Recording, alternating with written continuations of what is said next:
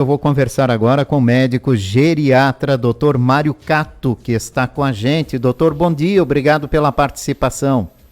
Bom dia a você, bom dia a todos os ouvintes, como vão todos? Tudo tranquilo, doutor. Apesar de todo o movimento aí, né, nas unidades de saúde nesse início de semana, isso chama muito atenção, principalmente pelos idosos, né, doutor? E aí a gente se pergunta, né, vai chegar a nossa vez também, né? E como a gente se prepara para chegar nesta fase da vida de uma forma mais saudável, doutor?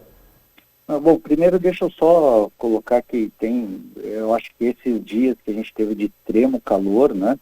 A gente vai ter que se preparar muito para casos com idosos que eles são muito suscetíveis à desidratação. Exato. Né? E também com um fenômeno novo, que com o aquecimento global, as mudanças climáticas, tem o que a gente chama de exaustão térmica. Então, a gente hoje vai ter que se preparar para isso também, ofertar muitos líquidos, ter ambientes climatizados para esses idosos, porque eles vão sofrer muito, uma parcela da população que sofre muito com esses extremos climáticos, né? É verdade, né, doutor? E a gente mudar um pouco o hábito também, porque nem todo mundo tem o hábito do consumo de líquido com frequência, né? Exatamente, eu acho que essa hidratação é importante. O idoso, ele não tem uma sede como são os jovens, né?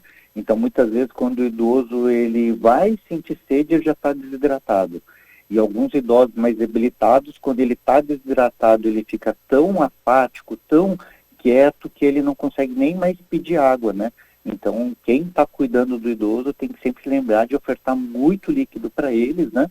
E nos dias de muito calor, tem que também levar ele ao banho algumas vezes ao dia para dar uma refrescada, né? Compressas frias também ajudam bastante, né? Molhar o rosto, molhar a cabeça, porque isso ajuda muito a resfriar um pouco o corpo, né? Quais são as preocupações nessa época do ano e com o calor intenso que nem a gente viveu aí nesses últimos dias, né? De doenças que podem acamar esses idosos? Porque a desidratação e esse esforço que o corpo faz para resfriar, ele pode fazer com que doenças que estão estabilizadas, como as doenças cardíacas, as doenças renais, elas venham a tomar um volume maior, né? Então, um paciente que é cardíaco, por exemplo, ele pode só pelo excesso de calor, né, descompensar uma doença que estaria bem organizada, né, pelo médico dele. Um paciente que tem uma insuficiência renal, que é comum no idoso, né, ele pode, ao aparecer disso, ele pode descompensar uma insuficiência renal que estava bem organizada, que estava bem tratada, mas num evento como esse, doenças cardíacas, renais, tá, do sistema digestivo também, ele pode alterar bastante e pôr em risco a vida do idoso, né? Temos que ter essa atenção acima de tudo, né? Essa atenção com essa necessidade, porque o calor não traz apenas a necessidade da gente se refrescar, né, doutor? Exatamente, alimentações mais leves, né? Importante a gente pensar nisso, né? A hidratação de uma forma bem intensa e evitar realmente o excesso de calor. Então, sai do sol, vem para ambientes mais refrescados, né? E se está muito quente, vai ter que refrescar o corpo. E aí um bom banho um pouco mais frio, isso ajuda bastante a refrescar o corpo, né? Mas você tinha perguntado com relação ao que a gente pode fazer também para ter uma saúde, uma velhice mais saudável, né? Uhum. Eu acho que esse é um tema importante, porque a maioria dos nossos ouvintes aqui, às vezes, gostariam muito disso, né? De ter a fonte da juventude, né? E a gente sempre diz que a fonte da juventude para as pessoas é manter um corpo ativo, saudável, com exercícios, né? Muito antigamente, os nossos avós, bisavós, eles não iam para a academia, mas eles tinham um ritmo de trabalho que se assemelha à academia. A gente vai olhar alguém que é um trabalhador, uma trabalhadora rural, alguém que trabalha na construção civil, o físico que eles têm é um físico de um homem que vai para a academia. quando a gente pegava as mulheres que cuidavam da casa, quando não tinham a máquina de lavar, quando não tinha água encanada, que tinham que caminhar até o rio, lavar roupa no rio, era uma atividade física muito grande, né? Então essa atividade, não que seja pelo trabalho, hoje a gente diz que possa fazer um pilates, que possa fazer uma hidroginástica, que possa fazer as caminhadas, né? Então a atividade física ela é essencial para ter uma velhice com muita saúde, né? Isso é verdade. A gente tem que chegar bem fortalecido, né? Nessa fase da vida, para não encontrar muitas dificuldades, né, doutor, com a saúde. Exatamente. Se a gente tem saúde quando jovem, melhor vai ser o nosso envelhecer, né? Então a gente sempre diz que o envelhecer ele não está na data de nascimento, né? Mas está principalmente como eu cuido do meu corpo, né? A gente tem relatos de muitos atletas idosos, né? Que terminam, por exemplo, o Ironman. O Ironman é uma competição muito dura e tem idosos com 80, 70 anos que terminam essa competição. Coisas que eu, que sou jovem, não ia conseguir terminar essas provas. Eles estão lá, porque treinam diariamente, porque tem a questão da atividade constante, né? Doutor, quais são os hábitos comuns que o senhor nota, que o senhor vê, que precisam ser corrigidos, né? Porque hoje em dia tem essa loucura da correria, como muitos dizem, e até usam de desculpa para evitar fazer a prática de atividades físicas. A gente diz que a gente tem que sempre achar um espaçozinho para fazer o exercício, né? Então, se você usa o ônibus todo dia, né? O transporte coletivo, para um ponto, dois antes do seu, vai caminhando o resto do trajeto. Isso já é uma atividade física. Eu vou no mercado, a 3 quadras da minha casa, eu vou a pé, não preciso ir de carro até lá. Então, pequenas atividades como essas já ajudam e muito. Mas eu sempre digo, né, final de semana, às vezes, eu não preciso ser um atleta de final de semana, porque o atleta é de exigir o corpo em demasia. Mas eu posso fazer uma atividade no final de semana, porque todo trabalhador e trabalhadora tem o seu período de folga. Então, no sábado e no domingo, tira uma horinha para fazer uma pequena atividade. Além da atividade física, a gente fala de ter uma alimentação muito saudável, né? O brasileiro foi considerado de ter uma das melhores alimentações completas que se tinham, mas a gente perdeu um pouco disso. A gente comia arroz, feijão, salada e um pedacinho de carne todos os dias, né? É uma alimentação muito rica esse tipo de alimentação. E a gente hoje come muita fritura, a gente tem muita gordura, uma dieta rica em carboidrato, né? Então, se a gente volta com uma dieta que era antigamente, de ter mais frutas, verduras, legumes, um pouquinho do carboidrato, como a gente tinha do arroz e feijão, e um pouquinho de proteína que a gente tinha nas carnes, é uma dieta excelente. Então, a atividade física e a alimentação adequada, diversificada, ele consegue manter uma boa saúde.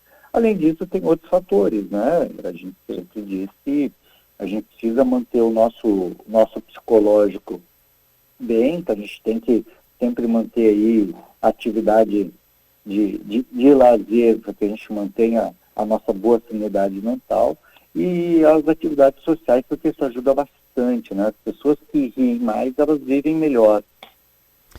O aumento da longevidade, doutor, tem que refletir no comportamento das pessoas? Não tenha dúvida, né? A gente tem que começar a refletir muito disso. A gente hoje tem um aumento da longevidade porque muito das doenças que acometiam os jovens, a gente hoje já tem um controle melhor. Então, antigamente, há 100, 150 anos atrás, a pneumonia matava muita gente. A gente não tinha as vacinas que precaviam a gente de várias doenças. Uma gripe, a gripe que a gente tem hoje, né, da H1N1, a cepa é muito parecida da gripe espanhola, que matou tanta gente, né? Então, as vacinas que a gente tem, as terapias que a gente tem de doenças infecciosas, tem um controle. E aí, o que faz a gente? A gente começa a envelhecer mais.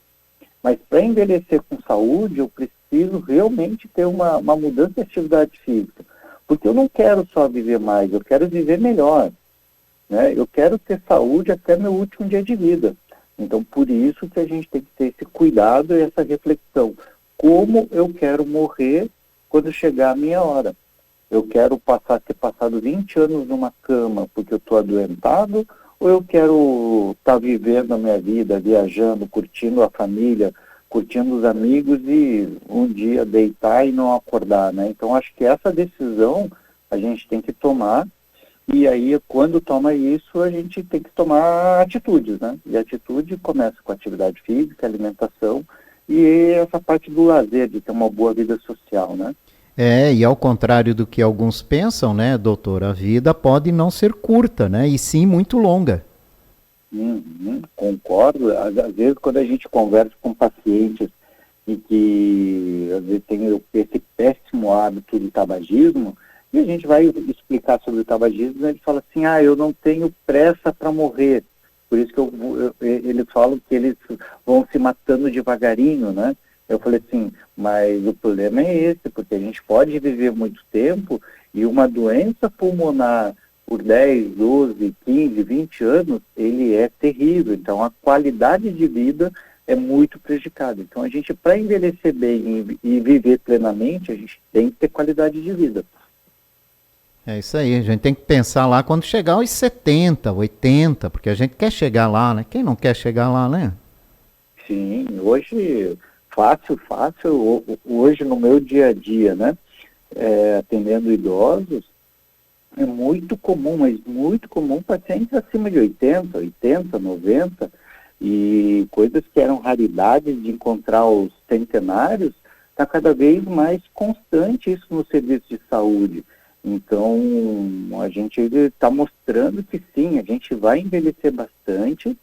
E para envelhecer com qualidade, a gente tem que cuidar da nossa saúde antes de envelhecer.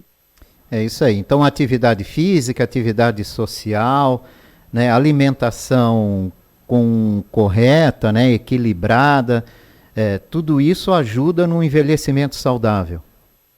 Com certeza. Dr. Mário Cato, médico geriatra, também é presidente do Diretório Municipal do PCdoB. Agora, como político, doutor, eu gostaria de saber do senhor qual é o papel do PCdoB nas eleições deste ano aqui em Blumenau. A gente sempre tem um papel, acho que importante na sociedade, é o partido mais longevo, né? Eu acho que como geriatra, falo disso também como político, né? É o partido mais antigo que a gente tem no Brasil. Então, a gente hoje faz, e a gente tem visto o quanto que essa sociedade que explora o trabalhador, a trabalhadora, isso afeta demais a vida das pessoas. Afeta no lazer, no transporte, na saúde, na educação. E a gente sempre teve um papel, e a gente vai sempre utilizar desse papel para mostrar as contradições desse sistema do capital, do dinheiro, que só quer o lucro, né?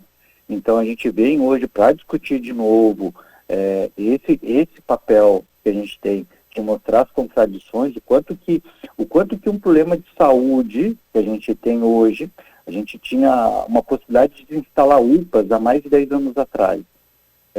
Gestões anteriores falaram que era um gasto muito grande, 1 milhão por mês, para a gente ter uma UPA, 2 UPAs aqui em Blumenau.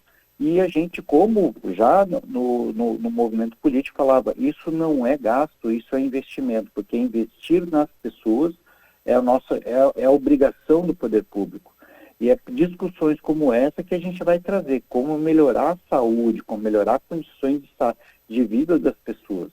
E isso passa por projetos sociais, ele passa por fortalecer os partidos de esquerda. A gente hoje está numa federação que é o PCdoB, PT e PV, e que a gente vai sim lançar um candidato ou candidata à prefeitura de Blumenau e vai compor aí com uma chapa forte para vereadores para a gente conquistar aí uma vaga na Câmara de Vereadores também.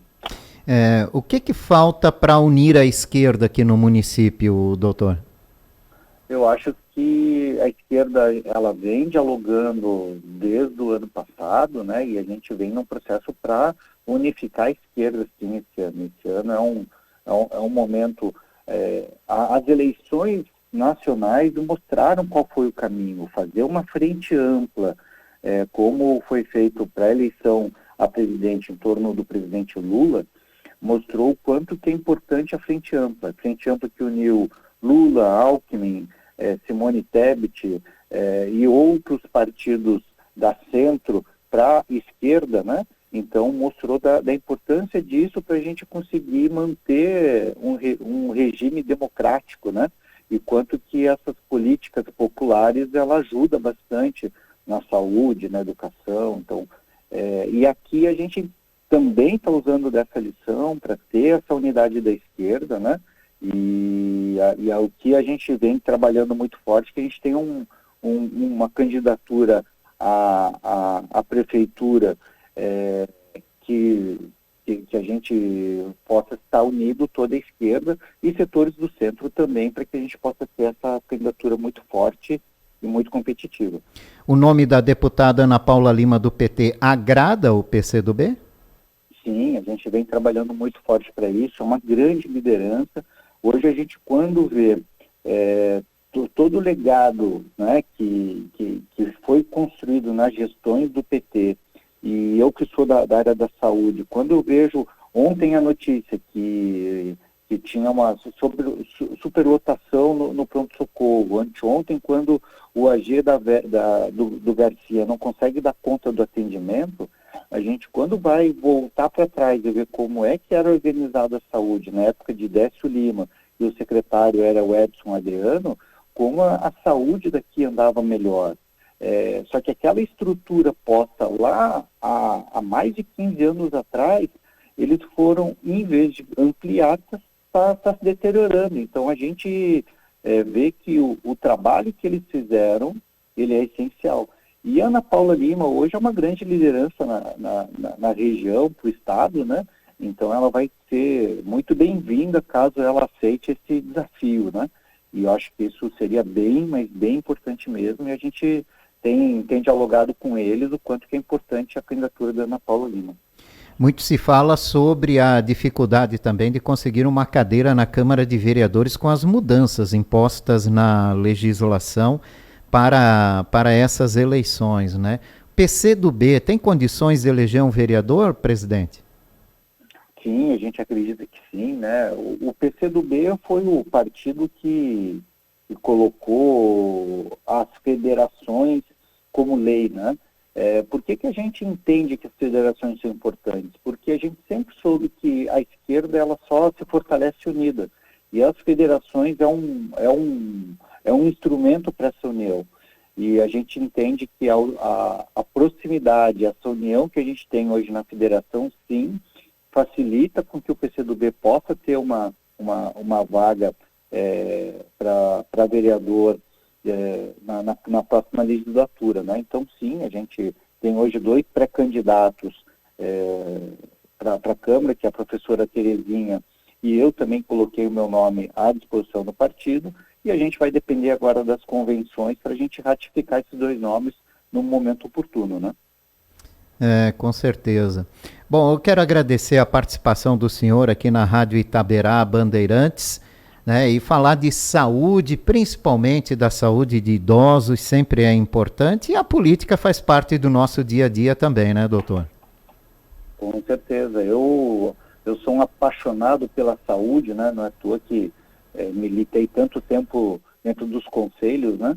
Porque a saúde pública realmente é essencial numa sociedade. Então, esse é um tema que sempre que tiver à disposição, se vocês quiserem, estou aqui a postos para poder ajudar aí os ouvintes a ampliar o conhecimento com relação à saúde. E só para a gente passar, né, doutor, uma orientação para os idosos que estão nos ouvindo, né? Em dia de intenso calor, qual é a principal ação que devemos tomar? Muito líquido, muito líquido. Tomem líquido.